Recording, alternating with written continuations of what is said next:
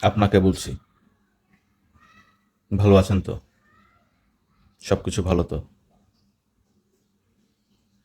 দ্বিতীয় স্বাধীনতার আজকে আমাদের প্রায় 3 মাস ওভার হয়ে গেল। কি অবস্থা আপনাদের? কি বুঝতেছেন? আগের থেকে ভালো আছি, না ভালোর থেকে ভালো আছি, না চিন্তা করছিলাম আমরা তার থেকেও অনেক কিছু ঘটতেছে? আমাদের আশা কি অনেক বেশি ছিল? আমরা তো চেয়েছিলাম একটা সুন্দর দেশ গঠন করব, সুন্দরভাবে চলবে, সব কিছু জবাবদিহিতে থাকবে, সব কিছু সবার মনের মতো হবে, বিষয়টা এমন না। সবার একরকম চিন্তাভাবনা না, কিন্তু একটা দেশের মোটামুটি একটা ডিসিশন 80% লোক যেন সাপোর্ট করে। আসলে কি ব্যাপারটা তাই ঘটতেছে? ব্যাপারটা কি সেরকম হচ্ছে? এই সরকারের কিছু উপদেষ্টা ছাত্র জনতার নিয়োগে হয়েছে, মানলাম। বাদ বাকিগুলো কে নিয়োগ দিল? কিভাবে নিয়োগ দিল? কোন সংবিধানের নির্দেশনায় তাদের নিয়োগ দেওয়া হলো?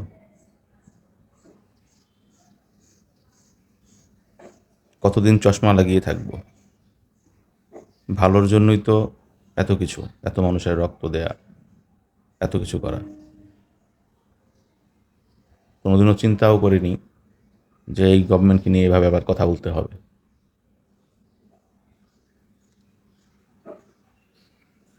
আমরা স্বৈরাচারকে সরাইছি, এটাকে কেউ বলছে স্বৈরাচারের পতন, কেউ বলতেছে বিপ্লব ঘটছে, কেউ বলতেছে গণ অভ্যর্থনা ঘটছে। যেটাই ঘটুক ভাই, সর্বোপরি শেষ কথা, আমরা কেন ঘটাইছি?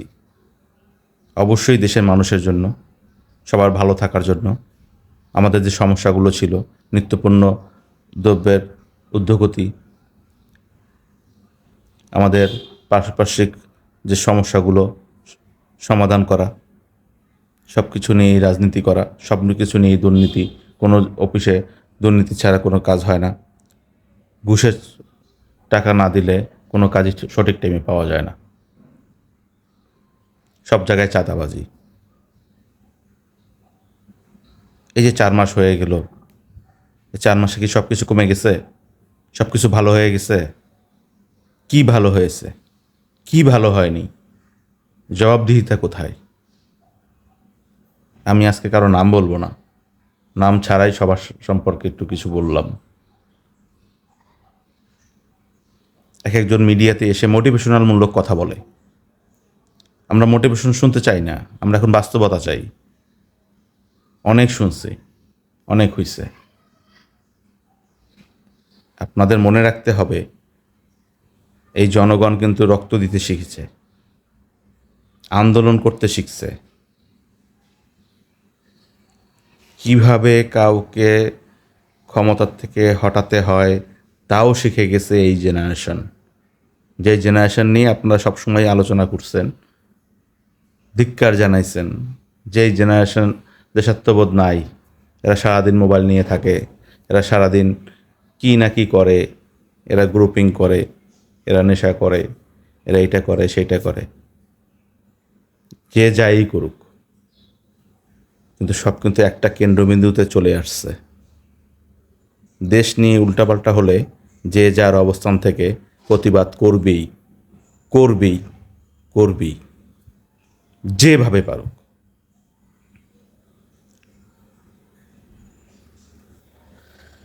আপনারা কি করতে চাচ্ছেন ক্লিয়ার করে বলুন।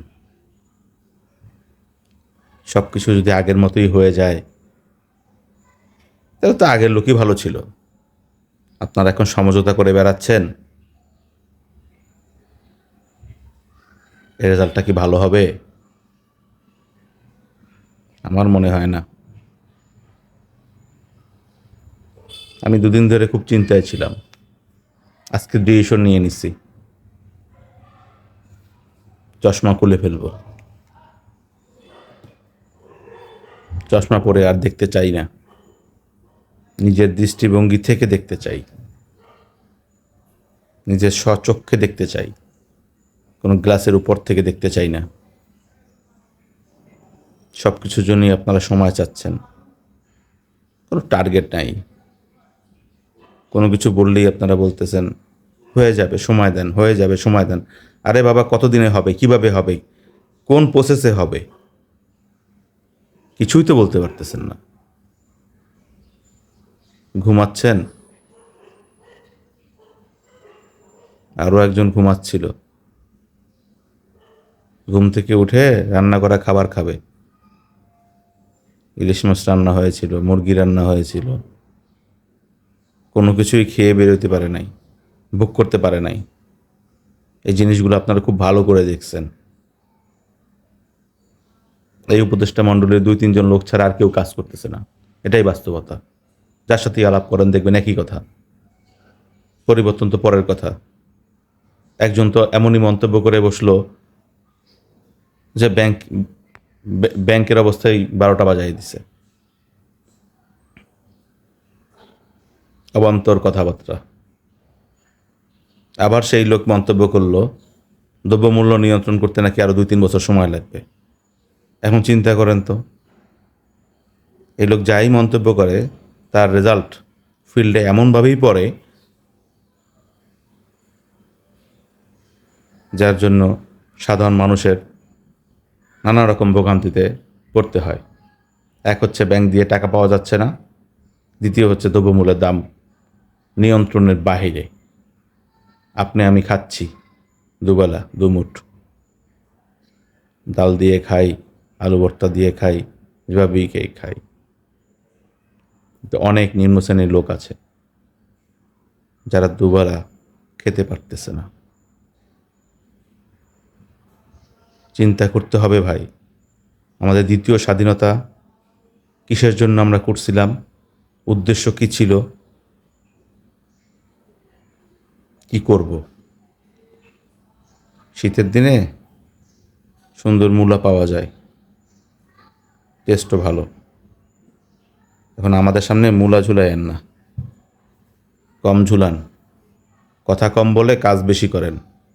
আর এই উল্টাপাল্টা উপদেষ্টা নিয়োগ দিয়েন না, দেশের পরিস্থিতি অনেক অনেক খারাপের দিকে নিয়ে যাচ্ছেন আপনারা। কাজ না করে চাপাবাজি মারতেছেন, একটু কম চাপাবাজি মারেন, ভবিষ্যৎ ভালো না। সবার ভিতরে চাপা ক্ষোভ সৃষ্টি হচ্ছে। যদি দমাতে না পারেন, জনগণ রাজপথে, আবার আমরা রাজপথে। প্রোফাইল লাল হচ্ছে, আমি প্রোফাইল লাল করিনি, গেঞ্জি লাল করলাম। যেটা করবেন বুঝে শুনে করবেন, উল্টাপাল্টা কিছু হলে কিন্তু রাজপথে থাকবো ইনশাল্লাহ, কথা দিলাম।